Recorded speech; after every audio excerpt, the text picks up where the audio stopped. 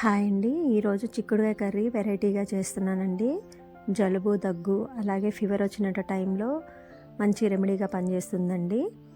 అయితే మనం ఎప్పుడు కూడా చిక్కుడుకాయలో పచ్చిమిర్చి, ఎల్లిపాయలు కచ్చపచ్చగా దంచి తాలింపులు వేసుకుంటాం. ఈరోజు ఇంకో వెరైటీగా చేస్తున్నానండి. ఒక 1/2 కేజీ వరకు పచ్చిమిర్చి మధ్యకు కట్ చేసుకొని శుభ్రంగా కడిగేసి పక్క పెట్టుకున్నానండి. పచ్చిమిర్చి ఒక 5, అలాగే ఉల్లిగడ్డ వచ్చేసి ఒక 1/2 చెక్క, అలాగే కొంచెం జీలకర్ర, పసుపు వేసి పోపు చేసుకున్నానండి. బ్రౌన్ కలర్ వచ్చిన తర్వాత మనం తుంచుకున్న చిక్కుళ్ళు యాడ్ చేసుకున్నాను. ఇలా ఒక 5 మినిట్స్ సిమ్లోనే కుక్ చేసుకోవాలండి.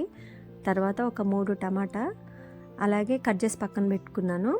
ఒక 2 స్పూన్లు వచ్చేసి రెడ్ చిల్లీ పౌడరు, ఒక 2 పచ్చిమిర్చి, వెల్లిపాయ ఒక గడ్డ అండి, కచ్చా పచ్చాగా రోట్లో దంచాను. ఇప్పుడు 3 టమాటాలు కట్ చేసి యాడ్ చేసుకున్న తర్వాత మనం ఇప్పుడు ప్రిపేర్ చేసుకున్న వెల్లిపాయ ముద్ద ఉంటుంది కదండి, దీన్ని కూడా టమాటాల మీద పెట్టేసి రుచికి సరిపడా సాల్ట్ యాడ్ చేసి స్లో ఫ్లేమ్లో ఒక 5 నిమిషాలు కుక్ చేసుకోవాలండి, కలదిప్పొద్దు. ఇలా మీరు ఒకసారి ట్రై చేసి చూడండి. కర్రీ చాలా అంటే చాలా బాగుంటుంది. కారము ఉంటుంది, అలాగే వెల్లిపాయ ఫ్లేవర్ బాగా తగులుతుందండి. రుచి బాగుంటుంది. జలుబు, దగ్గు అలాంటి టైంలో ఇలా చేసుకుంటే చాలా బాగుంటుంది. ఒక 5 మినిట్స్ స్లో ఫ్లేమ్లో కుక్ చేసుకుంటే కర్రీ రెడీ అయిపోయినట్లేనండి. మీరు ఒకసారి ఇలాగే ట్రై చేయండి. మన వీడియోస్ అన్నీ లైక్ చేయండి.